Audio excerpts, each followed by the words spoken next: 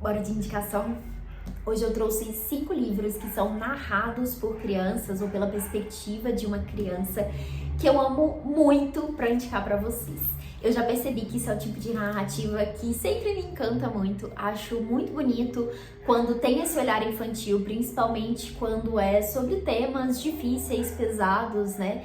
E os autores conseguem trabalhar, né, esses assuntos pela perspectiva ali de um olhar mais inocente, de um olhar às vezes de um primeiro contato com aquela questão, com aquela dificuldade, enfim.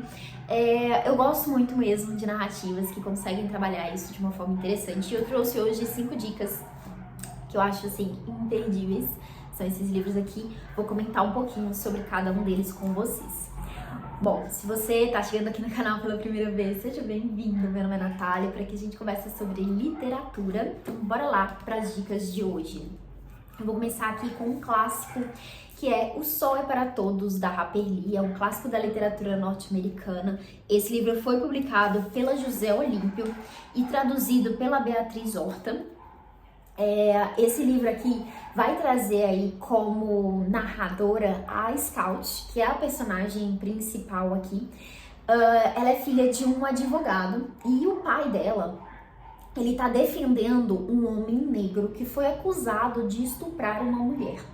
Então ele tá ali envolvido nesse caso, que tem sido muito comentado na cidade, né, que tem sido muito comentado por todas as pessoas que estão indignadas ali, né, com a defesa, que estão indignadas com a situação. Então é um livro que vai trazer muito esse preconceito racial, esse preconceito social, esse conformismo ali, né, das pessoas, as injustiças que podem acontecer, né, nesse tipo de situação, e aos poucos a gente vai entendendo um pouco mais sobre esse caso, mas tudo isso, né, todas essas questões pelo olhar de uma criança, né? Então a Scout está observando tudo aquilo ali por um olhar muito inocente, né, sem entender de fato todas as coisas, né? A gente entende enquanto lê, mas ela não, né? Ela tem ali um distanciamento, uma dificuldade, ela percebe certas coisas, mas obviamente não consegue, né, compreender tudo ali que está acontecendo. Então ela vai trazer essa narração, né, não é só sobre esse caso, ela vai contar ali também sobre a rotina da vida dela, sobre a relação com o pai, com o irmão, com o melhor amigo ali, e a gente vai vendo tudo isso acontecer ali pelo olhar dela. Eu acho que é um livro que traz um tema muito presente, né, em diversas narrativas, um tema super importante, mas o que ganha a gente nessa leitura aqui é justamente esse olhar da criança ali, né, dessa protagonista que, enfim, traz esse olhar de inocência e também um pouco de esperança ali, que eu acho que é difícil a gente sentir isso, né, em outras narrativas. Então, assim, é maravilhoso, eu acho que é um livro incrível, assim, de novo, é um clássico, acho que inclusive é um clássico super tranquilo para ler, né, se você é uma pessoa que não gosta tanto de ler clássicos ou acha que pode ser muito difícil, eu acho que esse aqui é super tranquilo e traz uma história aí incrível, assim, muito tocante, muito forte, né? Traz temas relevantes aqui para se pensar e discutir, e tudo isso pelo olhar de uma criança. Daí o próximo livro que eu trouxe aqui é um livro que é de uma escritora brasileira e, assim, ele mexeu muito comigo, é um dos meus livros favoritos, que é O Dias de Se Fazer Silêncio, da Camila Macari. Esse livro foi publicado pela Autêntica Contemporânea. E qual que é a história aqui? De novo, que eu comentei ali no início, né, de ser uma narrativa que traz uma questão pesada, né, como foi o livro anterior, uma questão difícil ali, e de novo, pela perspectiva de uma criança. Aqui a gente não tem a narração em primeira pessoa. Deixa eu conferir se O Sol é para Todos é em primeira pessoa. Sim, é em primeira pessoa. Então aqui em primeira pessoa, esse aqui não é em primeira pessoa, mas é pelo olhar, pela perspectiva da protagonista, que é a Maria. E qual que é a situação que a gente tem aqui? A Maria, ela tem um irmão que tá com uma doença terminal. Então ele tá voltando para casa do hospital e ele vai morrer, né? A criança tá nos momentos finais de vida ali e a gente vai entender como que tá sendo a rotina da família, como que tá sendo a vida da família ali a partir desse momento, né? Então a Maria vai trazer ali esses sentimentos todos conflituosos que ela tem ali, né, fazendo essa análise, esse olhar que ela tem da mãe, do pai, de outras pessoas da família, das ausências e das faltas que existem ali também, e da nova dinâmica, né, que a casa vai tomando, que o espaço vai tomando, que a vida dela vai tomando a partir desse acontecimento, né? Então, a Maria traz aqui, por exemplo, esse peso de sentir que os pais não conseguem mais dar a devida atenção para ela, né, porque estão focados ali no irmão, né, e ao mesmo tempo que ela consegue entender isso, né, entender o porquê disso, tem esse sentimento ali, né, essa dor desse afastamento, né, tem também toda essa dor, toda essa tristeza pelo irmão, né, por saber o que vai acontecer ali, e esse entendimento, né, que aos pouquinhos vai entrando ali, vai fazendo parte ali da vida dela, né? Porque enquanto criança os pais não estão necessariamente contando tudo, não estão explicando as coisas, né? Acho que faz parte, né? Principalmente em situações difíceis assim, pode ser muito difícil para os pais entenderem o que falar, como falar, né? Então ela acaba tendo outras pessoas ali, ela acaba fazendo certas leituras ali do que está acontecendo, identificando isso, né? Entendendo, percebendo ali, né, o que tá acontecendo, né, e é tudo muito, muito, muito triste, assim, mas ao mesmo tempo é muito bonito, muito tocante. Eu acho que é muito difícil sair dessa leitura sem aprender um pouquinho com a Maria sobre como lidar, né, com essa tristeza profunda que é a morte, né, de uma pessoa querida.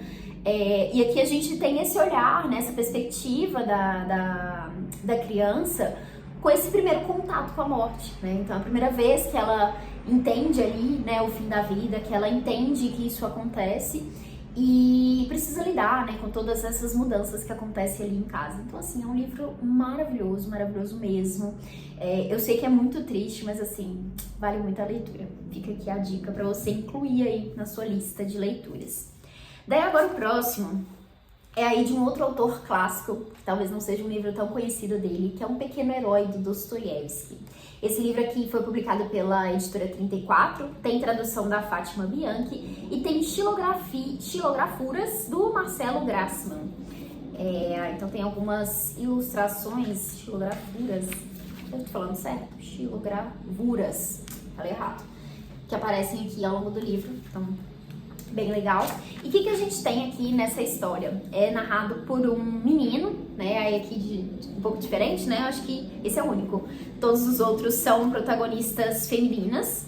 E aqui a gente tem a narração de um menino que vai contar aí, né, qualquer história que a gente tem aqui. A primeira paixão dele, a primeira vez que ele se apaixona, que ele se sente ali, né, tomado por esse amor ali, por outra pessoa. Então, é um livro que vai trazer muito dessa inocência, desse sentimento ali meio receoso, essas dificuldades, essa coisa, né, de identificar ali que você está apaixonado. Então o personagem está o tempo todo muito, muito envergonhado, muito sem graça. Eu lembro que eu fiquei sentindo tudo isso por ele, sabe? Eu ficava, meu Deus, que vergonha essa situação, sabe? Então era muito disso. É uma história muito leve, assim, muito tranquila e é super curtinha. Então, acho que pode ser uma boa indicação. E uma coisa curiosa para saber sobre esse livro é que ele foi escrito num período da vida do Dostoiévski que, assim, foi muito sombrio, né? Ele estava preso enquanto escreveu esse livro aqui, aguardando ali a sentença final que fez, no fim das contas, ele ser mandado para a Sibéria. Bom, o Dostoiévski foi um escritor que passou um tempo preso, né? Ele, inclusive, escreve sobre isso em alguns dos livros dele. Mas esse livro aqui foi escrito nesse período ali, né, muito difícil, muito sombrio na vida dele, mas tem um tom completamente distante disso, né, pelo contrário, assim, é um livro super leve, super, tem ali seu aspecto mais cômico, enfim, né, por toda essa questão do personagem ali. Então, assim, uma coisa curiosa para saber sobre esse aqui. Então fica a dica de mais um livro narrado por uma criança, e aqui no caso um menino, né? Eu acho que eu não leio poucos, que são narrativas com meninos, né, protagonistas. Nos próximos dois aqui, mais duas meninas. O primeiro deles, Se Deus Me Chamar Não Vou, da Mariana Salomão Carrara, que é uma das minhas escritoras brasileiras favoritas. Esse aqui foi publicado pela editora Nós. Ele, inclusive, tem uma nova versão com uma capa diferente dessa daqui. E aqui a gente tem mais uma Maria, que é a Maria Carmen, que tem 11 anos e vai contar a história dela aqui nesse livro, né? E a gente tem alguns aspectos legais, né, da vida dela aqui. Não sei se legal é a palavra certa, mas enfim, são algumas questões aqui que ela tem, né? Os pais dela têm ali um relacionamento um pouco diferente do convencional. E ela fala um pouco sobre isso. Eu lembro que quando eu li, eu até tive um pouco de dificuldade ali de entender o que ela estava trazendo, porque a Maria Carmen traz isso por um olhar ali de inocente mesmo, né? Ela não sabe muito bem o que é, como nomear aquilo, então a gente não tem isso exposto ali no livro, né? Muito de fazer essa interpretação do que ela tá trazendo ali. Vou deixar aqui só falando assim, porque eu acho que pode ser legal vocês descobrirem isso ao longo da leitura. E a Maria Carmen é uma criança que se sente muito sozinha, ela se sente muito solitária ali. Ela quer ser escritora, ela tem 11 anos e ela identifica essa como a pior idade de todas, então ela vai trazer um pouco dessas reflexões, dessas angústias que ela tem ali, relacionada a isso, né, relacionada à solidão, mas também relacionado aos pais dela, né, ao amor, a Deus, a vida, assim, tudo isso por esse olhar de uma criança, né, por essa perspectiva ali inocente, por essa perspectiva inicial ali, né, da vida. E eu sinto que a Mariana conseguiu narrar isso muito bem aqui, né, conseguiu trazer esse olhar infantil ali de uma forma muito real, parece muito próxima do que eu acho que eu pensaria nessa fase, sabe? Então a Maria Carmen também traz aqui algumas questões da escola ali, né, como que ela lida com o dia a dia na escola, ela tem algumas questões de bullying, principalmente relacionado ao corpo, né, que eu acho que é uma coisa que também pesa bastante para meninas na cidade. Então eu sinto que a autora conseguiu trabalhar isso com uma sensibilidade gigantesca aqui, né. Outro fator aí interessante, né, sobre a história é que os pais dela trabalham em uma loja, ela chama de loja de velhos, que vendem coisas ali, né, vendem equipamentos, materiais, enfim, para pessoas mais velhas. Então tem esse contraste ali, né, ela tá o tempo todo ali, né, em contato com essas coisas que os pais oferecem, então essa comparação, né, entre a infância e a velhice ali, né, ela acaba conhecendo algumas pessoas mais velhas, essa questão toda da solidão, que também pode ser identificada na infância, mas também na velhice, né, então acho que a autora consegue desembolar todos esses assuntos de uma forma maravilhosa aqui, é um dos meus livros favoritos também, eu recomendo muitíssimo que você dê uma chance para esse livro aqui. E agora, para finalizar, outro dos meus favoritos, como eu disse, eu amo narrativas infantis, né, livros que são narrados por crianças, então tem vários aqui que são de fato meus favoritos, e esse aqui é um dos meus favoritos da minha infância, eu li quando eu era mais nova, né, quando eu era uma menina, e foi um livro que me marcou bastante, já reli esse livro outras vezes, segue sendo um favorito, que é A Bolsa Amarela, da Lígia Bojunga. E aqui a gente tem uma história curiosa, que é essa personagem, ela ganha de presente ali uma bolsa amarela, e ali ela começa a guardar todas as coisas da vida dela, né? Então, objetos ali que ela guarda, que tem algum significado, que tem algum motivo ali pra ela, né? Ela guarda, por exemplo, um clips, ela guarda, já me esqueci agora o que são as outras coisas, acho que uma peça de roupa, enfim. E ela guarda ali também, né, os desejos, as vontades, os sentimentos dela, né? A bolsa acaba sendo um refúgio ali pra ela, que tá lidando ali com outras questões na família, né? E a gente eu acho que quando eu li pela primeira vez na infância, eu acho que pegou muito pra mim essa questão da bolsa, esses sentimentos ali que a personagem tinha, né? Essa associação que ela fazia com cada um dos objetos que ela guardava ali. Tem uma coisa mais fantasiosa ali também, né, em relação à bolsa, que ela guarda uma galinha, né, um galo, alguma coisa assim. E ela acaba tendo essas conversas ali, né, com esse animal. Então tem muito esse toque ali, né, que é para crianças, né, que eu acho que é o que pega ali, né, um livro infantil juvenil, mas que funciona muito bem para adultos também, né, porque quando eu reli, eu vi outras coisas nessa leitura, eu percebi outras coisas ali que, enfim, não tinham me saltado aos olhos ali nas primeiras leituras que eu fiz na infância, né. Então é um livro que vai falar muito sobre ser menina, né, sobre como que o mundo pode ser injusto ali, né, para as meninas. Ela fala bastante, a autora consegue trabalhar bastante essa questão de gênero, né? Então é uma outra coisa que a personagem traz muito aqui, né? Então ela tem inclusive 3 desejos que ela guarda ali dentro da bolsa, que é ser adulta, né? Ela quer crescer logo. Quem nunca, né, teve esse desejo quando criança? Seja por, enfim, por muitas coisas que está se vivendo ali, né? E a gente vê um pouco do que a personagem está lidando aqui.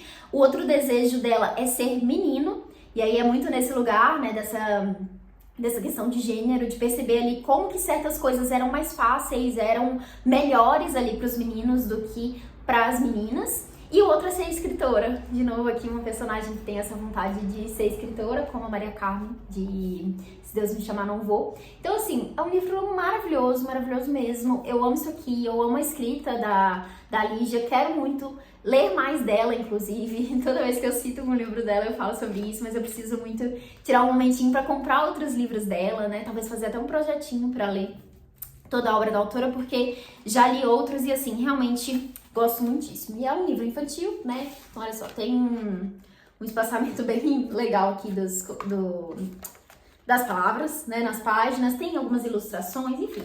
Maravilhoso, leiam A Bolsa Amarela, deem de presente para crianças também, eu acho que esse aqui é perfeito para isso. Os outros eu não acho que são livros infantis, né? Não são livros infantis juvenis.